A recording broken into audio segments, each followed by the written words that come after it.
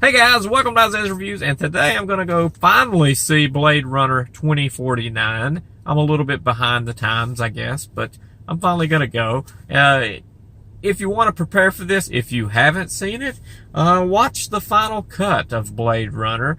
If you buy the Blu-ray, all the cuts are in there, and that's the best one. So I kind of did that for prepping this week, and we're going to go watch this. And, you know, this mall's got a lot of history is where this theater's attached to. I've said this before in a vlog somewhere or another, but, you know, nobody watches those, so you probably haven't seen it. See this? This is like they're tearing it all down in chunks. And back here behind me, I don't know if you can see back behind me, but they're tearing it all. Well, they're not tearing it all down. They're just going to keep, like, large structures or larger stores, and I think they're gradually going to they're going to shrink them all down, keep important stores, keep large size stores in here, and maybe make something walking, and also the options of individual places to come in and build separate outside. So I think you'll have like a tiny strip mall, and then you'll have a lot of stores around that outside that comes in separate, that because this got bought out by some kind of company. So I think they're doing the right thing by doing that, because outdoor shopping experiences are super popular these days, and I actually like it. I love, you know, there's nothing better than freezing your ass off during the holiday. I know for a fact my wife is not going to watch this, and I know that she's not going to watch it because I'm going to fill this whole bucket up. I haven't ate today yet. This is going to be my lunch. It's popcorn. I'm going to get a large Sprite, vanilla Sprite, because it's got those machines where you can mix the stuff together. And then I'm going to just sit back and chill and see if she mentions the popcorn, because she would get on to me. I'm all alone. Look at that. But look at the screen with the green lights. Looks kind of cool. And the screen really is huge. So much. Take this wide shot off. And then boom. How much money will Leah save by switching to Geico? 15 minutes could save you 15% or more. I just got out of Blade Runner 2049, and I thought it was very good. It was very well made. The score was awesome when it first cranked up at this Big D theater, which has these big, they're not very defined speakers. They're not really detailed, but my God, it was loud. That score in the beginning, I really thought my eardrums were gone. I was like, whenever I leave this theater, I'm going to have noticeable hearing loss. But the score was fabulous. But the whole thing is like so well rounded and so true to the original, with like those nice upgrades, which I thought was awesome. And I think that, I know the old one, you got the classic, you know, that it could never be beaten.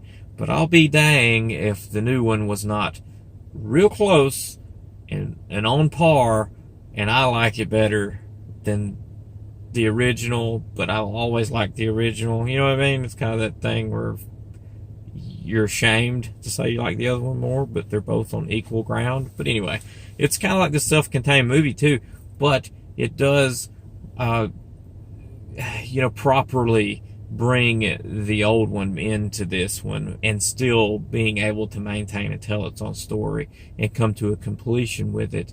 And if it does well enough, which it kind of, I think, sucked at the box office compared to what they thought it would be, but I think in the long run, this thing's going to make a lot of money. I think they'll make another one, but it's got to be good, you know. It's got to be tricky, because I guess they want their return super quick, and they're not really realizing that this is going to be like that cult classic that's they're going to be able to make money non-stop for an eternity off of this. And Ryan Gosling did a great job. Everybody did a great job. I don't want to tell you anything at all. I mean, if you're a fan of this, you've probably already seen it anyway, so you know what I'm talking about. But it's just good. I mean, I want to get the score. I'd like to listen to the score and just figure out if it's not like you pop in the score and you're like, oh, crank it up, man. It's like, boom, boom, pop, pow, boom. I'm serious. It was great. I mean, it went with, I mean, you know how like Tron had that score but there was a lot more going on in that score. But it just stood out. You always remember the Tron Legacy score. And the same thing is with this. You know, it was for this film. You couldn't put this score in any other thing, and it worked, period. This was strictly 100% this movie, but it was great. So it was awesome. That was fabulous. I mean, the whole thing, visually, I mean, you're looking at probably 30% art film and like 70% your typical film. I think that's about right. Maybe 40-60 split, but 30-70. Like, I'll compare this. If you've seen Twin Peaks, the newest season that just ended not too long ago, I think that was like 18 episodes, so 18 hours, and that's probably like 98% art, because you can sum that whole series up in like a paragraph. 18 hours in like a paragraph, but it was the most stimulating thing, the most thought-provoking thing ever as far as a TV series. It was amazing, and David Lynch did this, and he did it for your total interpretation. And this is exactly what Blade Runner 2049 is. It's your interpretation. It's about mankind and how we're perceived, how we perceive people, and who we are is kind of like what this is about. And it's all perception. It's all on how you perceive this film.